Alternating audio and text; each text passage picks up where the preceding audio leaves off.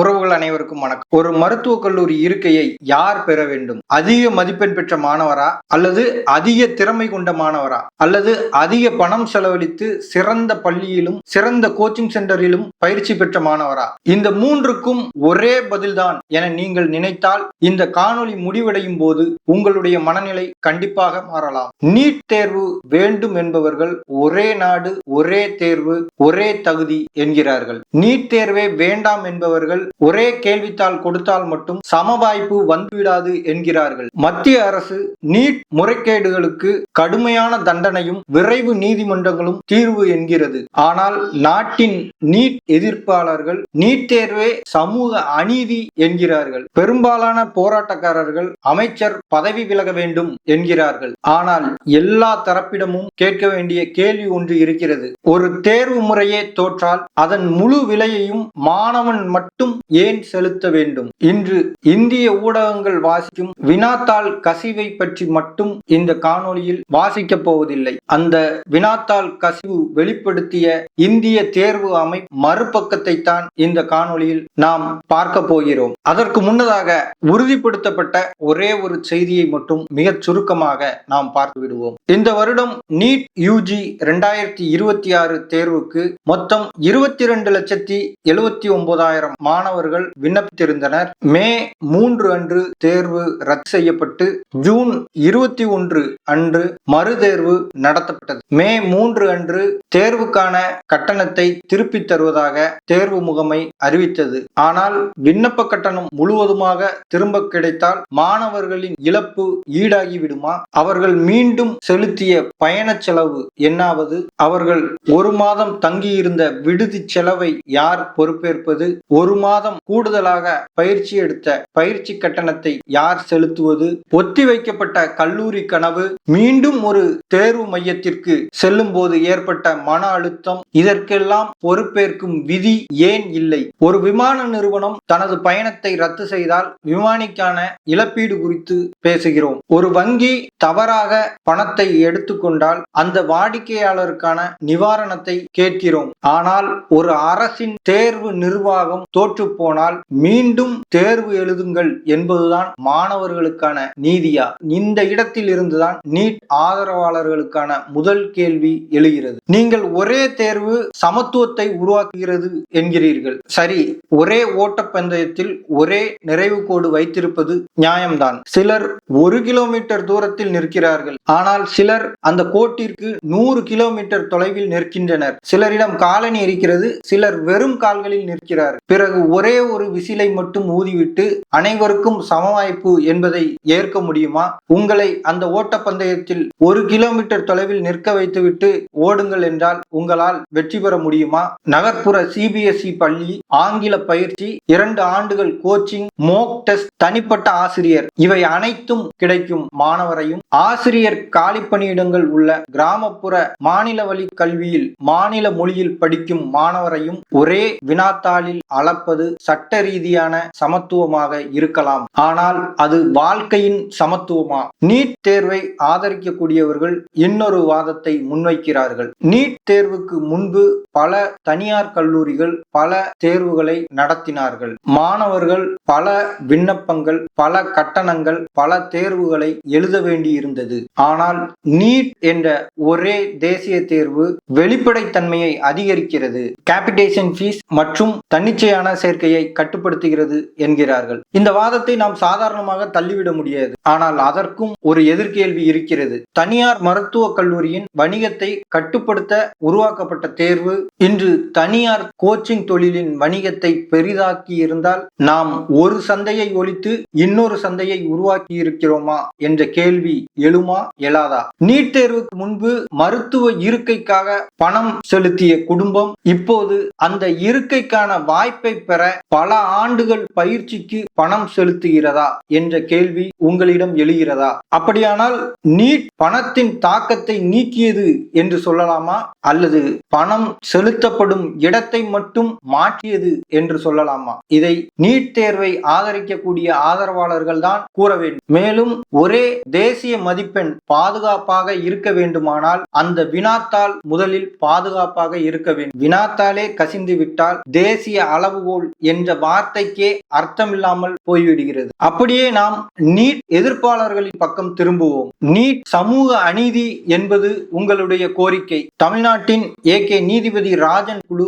NEET தேர்வுக்கு பிறகு அரசு பள்ளி மாணவர்கள் மற்றும் பொருளாதாரத்தில் பின்தங்கிய மாணவர்கள் பாதிக்கப்பட்டதாக பதிவு செய்துள்ளது. அதை மறுப்பதற்கில்லை. அதே வேளையில் அரசு பள்ளி மாணவர்களுக்கான 7.5% உள் ஒதுக்கீடு அந்த பாதிப்பை சமாளி முயற்சியாக அமைந்தது என்பதையும் மறுப்பதற்கில்லை. இந்த ஆதாரங்கள் கேட்க வேண்டிய தீவிரமான கேள்விகளை எழுப்புகின்றன. ஆனால் நீட் வேண்டாம் என்று சொல்வதுடன் உங்களுடைய பொறுப்பு முடிந்து விடுகிறதா? நீட் தேர்வை நாளையே நீக்கிவிட்டோம் என்று வைத்துக் கொள்வோம். அதற்கு அடுத்த நாள் மருத்துவ சேர்க்கை எதன் அடிப்படையில் நடைபெறும்? 12ஆம் வகுப்பு மதிப்பெண்கள் அடிப்படையிலா? அப்படியானால் மாநில வாரியம் CBSE, ICSE உள்ளிட்ட வெவ்வேறு பாடத்திட்டங்களின் மதிப்பெண்களை எந்த முறையில் சமப்படுத்த போகிறீர்கள்? ஒரு வாரியத்தில் 95% மதிப்பெண்கள் பெறுவது இன்னொரு வாரியத்தில் 95% பெறுவதற்கு சமமாகுமா?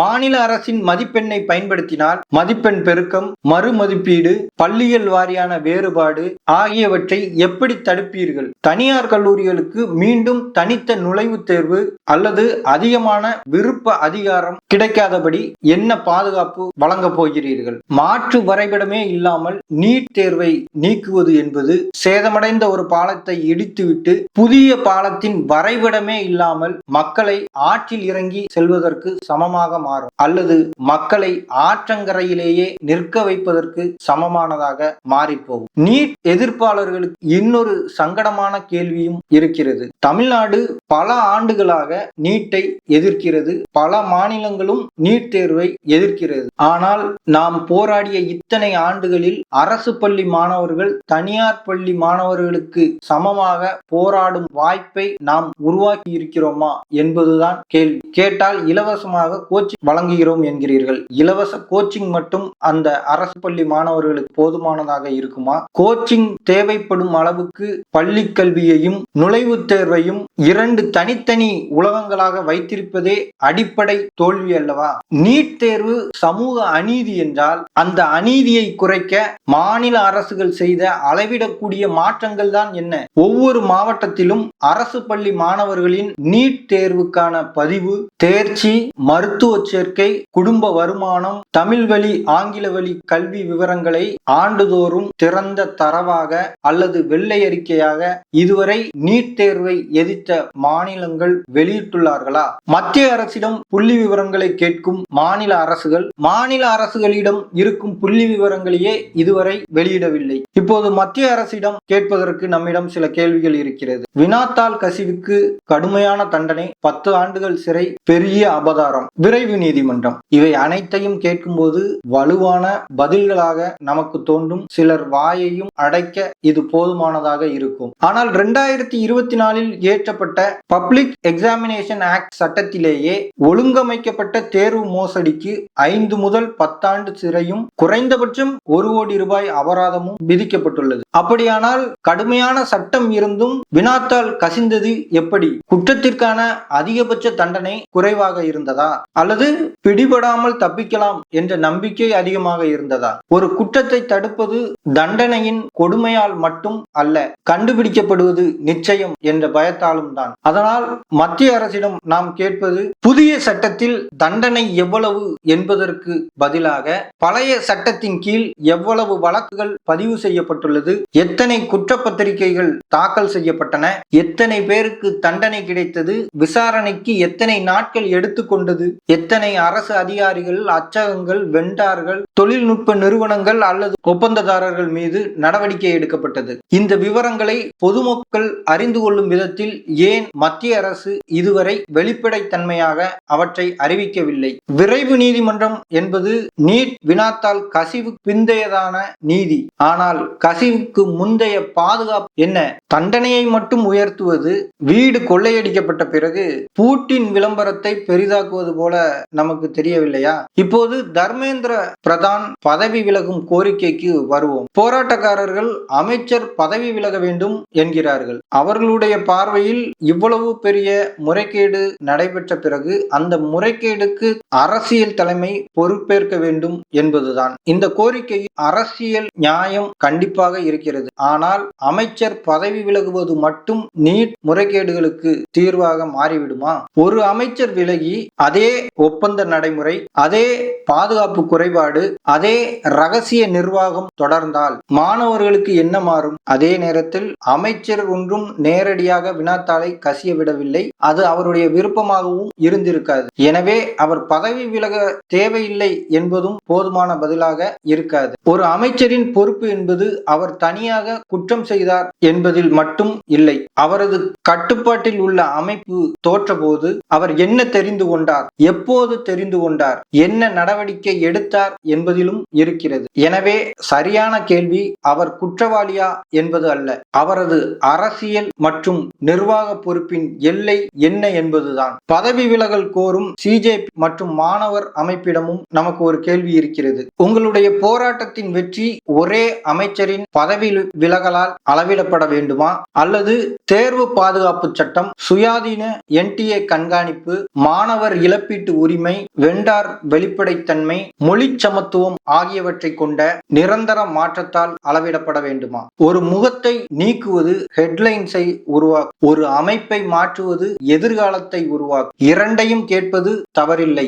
ஆனால் முதல் கோரிக்கை இரண்டாவது கோரிக்கையை மறைத்துவிடக் கூடாது. சோனங் வாங்சுக் 26 நாள் உண்ணாவிரத போராட்டத்தை அரசின் எழுத்துப்பூர்வ உறுதிமொழிக்கு பிறகு முடித்துள்ளார். அமைதியான போராட்டக்காரர்கள் மீதான வழக்குகள், உயிரிழந்த மாணவர்களின் குடும்பங்களுக்கான இழப்பீடு, நாடாளுமன்ற விவாதம் மற்றும் பொறுப்புக்கூறல் தொடர்பாக அரசு சாதகமாக செயல்படும் என அவர் கூறியுள்ளார். ஆனால் இங்கேயும் வார்த்தைகளின் மறுபக்கம் முக்கியம். சாதகமாக பரிசீலிக்கப்படும் என்பது நிறைவேற்றப்பட்டது என்பதல்ல.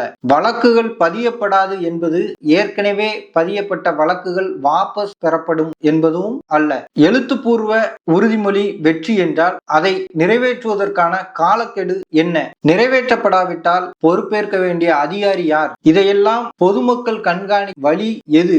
இல்லையெனில் அரசியல் உறுதிமொழிக்கும் செயல்படுத்தக்கூடிய அரசு உத்தரவுக்கும் இடையிலான இடைவெளியில் மாணவர்களின் கோரிக்கை மீண்டும் காணாமல் போகாதா? அடுத்ததாக நம்மிடம் நீதிமன்றங்களிடம் கேட்க வேண்டிய கேள்விகளும் சில இருக்கின்றன. உச்ச நீதிமன்றம் முன்பு ஒரே தேசிய தேர்வு மெரிட் டிரான்ஸ்பரன்சி மற்றும் சுரண்டலை கட்டுப்படுத்த உதவும் என்று கூறி நீட்டின் சட்டப்பூர்வ தன்மையை உறுதிப்படுத்தியது. அந்த தீர்ப்பின் சட்ட அடிப்படை முக்கியமானது. ஆனால் சட்ட ரீதியாக ஒரே தேர்வு செல்லுபடியாகிறது என்பதும், சமூக ரீதியாக அந்த தேர்வுக்கான தொடக்க வாய்ப்புகள் சமம் என்பதும் ஒரே விஷயமா? நீதிமன்றம் ஒரு தேர்வின் அரசியலமைப்பு செல்லுபடியை ஆராய்கிறது. ஆனால் ஆண்டுதோறும் அதன் சமூக தாக்கத்தை யார் ஆராய்வது? ஒரு தேசிய தேர்வு சட்ட ரீதியாக செல்லுபடியாக இருந்தாலும் அதன் நடைமுறை தொடர்ந்து ஏழை, கிராமப்புற, மாநில மொழி மாணவர்களை அதிகமாக பாதித்தால் அந்த தரவின் அடிப்படையில் மறு ஆய்வு செய்ய வேண்டிய அமைப்பு எது? ஜந்தர் மந்தர் போராட்டங்களில் காவல்துறை அளவுக்கு மீறிய பலம் பயன்படுத்தியதாக கூறும் மனுக்களை உச்சநீதிமன்றம் விசாரிக்க உள்ளது. அந்த குற்றச்சாட்டுகள் இன்னும் நிரூபிக்கப்படவில்லை. ஆனால் நீதிமன்றத்துக்கும் அரசுக்கும் முன் நிற்கும் சமநிலை மிகவும் கடினமானது. போராடும் உரிமை எங்கே முடிகிறது? பொது ஒழுங்கை பாதுகாக்கும் அதிகாரம் எங்கே தொடங்குகிறது? மெட்ரோ ரயில் நிலையங்களை மூடுவது, இணையத்தை தடுப்பது, மக்கள் நடமாட்டத்தை கட்டுப்படுத்துவது உண்மையில் குறைந்தபட்ச தேவையான நடவடிக்கையா அல்லது நிர்வாகத்திற்கு எளிதான நடவடிக்கையா? போராட்டக்காரர்களும் இதற்கு பதில் சொல்ல வேண்டும். மக்களின் ஆதரவை பெற வேண்டிய போராட்டம் பொதுமக்களின் அன்றாட வாழ்க்கையை நீண்ட நாட்கள் முடக்கினால் அந்த ஆதரவு என்பது குறையாதா? அமைதியான போராட்டத்திற்குள் வன்முறை அல்லது கட்சி நலன் புகாதபடி போராட்டத்தை இயக்கும் இயக்கங்களுக்கு வெளிப்படையான ஒழுங்கு இருக்கிறதா? மாணவர்கள் பிரச்சனையை ஆதரிக்க வரும் அரசியல் கட்சிகள் தங்கள் ஆட்சி காலங்களில் செய்த தேர்வு சீர்திருத்தங்களை அதே மேடைகளில் வெளியிட தயாராக இருக்கிறார்களா? மீண்டும் தமிழ்நாடு அரசிடம் நாம் வருவோம். நீட் தேர்வு வேண்டாம் என்பது நீண்டகால தமிழக அரசின் முடிவாக இருக்கிறது. ஆனால் எதிர்ப்பு மட்டுமே ஒரு கல்வி கொள்கையாகிவிடுமா? நீட் தேர்வு நீக்கப்பட்டால் பயன்படுத்த வேண்டிய மாற்று சேர்க்கை முறையை நார்மலைசேஷன் ஃபார்முலாவுடன், தனியார் கல்லூரி கட்டுப்பாட்டுடன், மொழி மற்றும் கிராமப்புற மாணவர்கள் பாதுகாப்புடன் தமிழ்நாடு முழுமையான சட்ட நிர்வாக மாதிரியாக வெளியிட்டுள்ளதா? அதை மற்ற மாநிலங்கள் ஏற்றுக்கொள்ளும் அளவுக்கு தேசிய விவாதத்துக்கு எடுத்து சென்றுள்ளதா? 7.5% அரசு பள்ளி ஒதுக்கீடு பல மாணவர்களுக்கு வாய்ப்பளித்திருக்கலாம். ஆனால் அந்த ஒதுக்கீட்டின் தேவை இருப்பதே பள்ளி கல்விக்கும் போட்டித் தேர்வுக்கும் இடையே ஆழமான இடைவெளி இருப்பதை ஒப்புக்கொள்வதாக ஆகாதா? ஒதுக்கீடு அவசியமான நிவாரணமாக இருக்கலாம். ஆனால் அது பள்ளி கல்வி தர சீர்திருத்தத்திற்கு நிரந்தர மாற்றாகிவிட முடியுமா? நீட் தேர்வை ஆதரிக்கும் பிற மாநிலங்களிடமும் நம்முடைய கேள்விகள் இருக்கிறது. உங்கள் மாநிலத்தில் அரசு பள்ளி, கிராமப்புறம் மற்றும் பழங்குடியினர், மாநில மொழி, குடும்ப வருமானம் ஆகிய பிரிவுகளின் அடிப்படையில் நீட் தேர்ச்சி மற்றும் மருத்துவ சேர்க்கை விவரங்களை வெள்ளை அறிக்கைகளாக வெளியிடுகிறீர்களா? தரவுகள் இல்லாமல் நீட் மெரிட்டை காப்பாற்றுகிறது என்று எதன் அடிப்படையில் நீங்கள் கூறுகிறீர்கள்? மருத்துவ படிப்பில் சேர்ந்த பிறகு மாணவர்களின் செயல்திறன், டிராப் அவுட், மருத்துவ சேவை தரம் ஆகியவற்றுடன் நீட் மதிப்பெண்ணுக்கு எந்த அளவுக்கு தொடர்பு இருக்கிறது என்பதை என்றாவது ஆய்வு செய்துள்ளீர்களா? ஒரு மருத்துவரை உருவாக்குவதற்கு வேகமாக பதில் தேர்வு உருவாக்குவதை விட கருணை, தொடர்பு திறன், கிராமப்புற சேவை மனப்பான்மை, தொடர்ச்சியான உழைப்பு ஆகியவையும் தேவை. தற்போதைய தேர்வு